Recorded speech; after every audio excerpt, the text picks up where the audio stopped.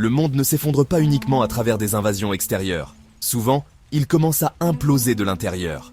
La confiance dans les institutions se fragmente, les frontières de la nation se redéfinissent, et l'humanité, rongée par ses propres divisions, se précipite dans un abîme d'effusion de sang et de violence. Après des années de révoltes populaires, d'immenses grèves et de manifestations violentes qui ont épuisé l'État, la France plonge dans un abîme de tensions économiques et sociales. L'effondrement des systèmes économiques entraîne une précarité systémique, avec un chômage de masse et une inflation galopante qui déstabilise toute la société. Dans ce contexte, un coup d'État militaire éclate, mettant fin à la démocratie et inaugurant un régime autoritaire. Cependant, la vraie tragédie réside dans l'embrasement des rues. Les partis politiques extrémistes, désormais sans contrôle, s'entre-déchirent. Des factions radicalisées se battent pour l'hégémonie, et les forces de l'ordre sont soit noyées dans l'anarchie, soit complices des violences. Ce qui semblait être une société moderne se transforme en un champ de bataille, où chaque quartier, chaque ville, devient une zone de guerre. Les civils sont pris entre deux feux, les combattants de la guerre civile et des milices d'autodéfense, qui prolifèrent dans l'indifférence du gouvernement central, qu'il soit militaire ou marginal. La nation s'effondre après des élections controversées où l'intégrité du scrutin est remise en cause. Les divisions politiques extrêmes exacerbent les conflits internes. Le pays se fracture en factions violentes, avec des milices d'extrême droite s'opposant à des mouvements séparatistes progressistes, chacun se battant pour sa vision de l'avenir des États-Unis. Le gouvernement fédéral perd progressivement son contrôle sur plusieurs États qui, par des actes de sécession, deviennent des entités indépendantes, régies par leurs propres lois et gouvernements. Des affrontements armés éclatent sur le sol américain, non seulement entre milices, mais aussi entre l'armée et des citoyens armés. Des villes entières deviennent des zones de guerre, avec des gangs urbains, des extrémistes et des forces fédérales qui se livrent à une guerre sans merci. La population, terrifiée, se retranche dans des bunkers ou fuit les zones urbaines, créant des vagues de réfugiés internes, tout en nourrissant une guerre permanente de guérilla urbaine. En Afrique, la situation est encore plus catastrophique. Les gouvernements fragiles, déjà affaiblis par des décennies de négligence, sont balayés par des crises alimentaires et énergétiques sans précédent. Les pénuries massives d'eau et de nourriture entraînent des scènes de désespoir extrême.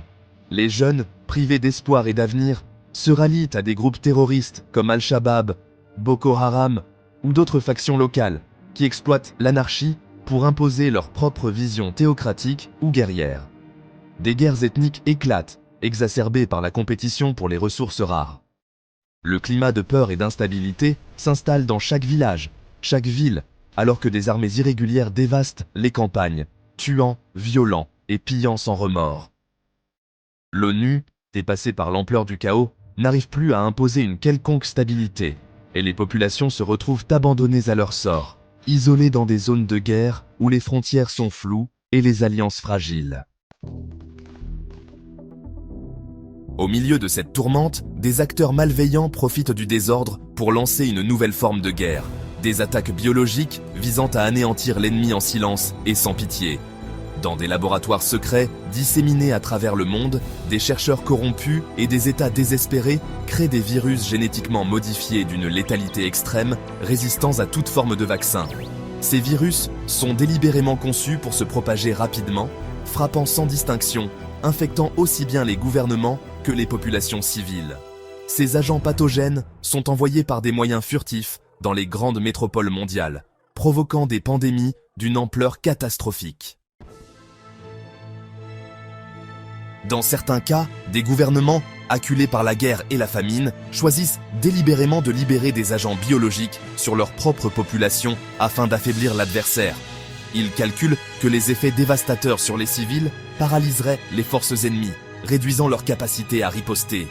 Les villes se vident, remplacées par des champs de ruines et des cimetières de fortune. Des marchés noirs de médicaments, de vaccins et de traitements alternatifs prospèrent, mais ces solutions ne font qu'aggraver la misère.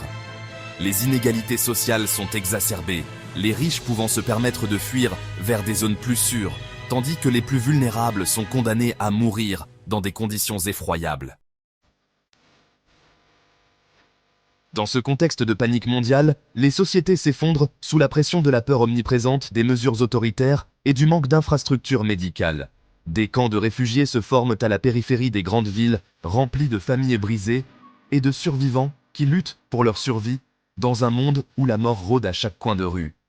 Les gouvernements, incapables de gérer l'ampleur de la catastrophe, imposent des régimes totalitaires pour maintenir l'ordre, mais ces mesures ne font qu'envenimer la situation, créant une spirale de répression et de violence sans fin.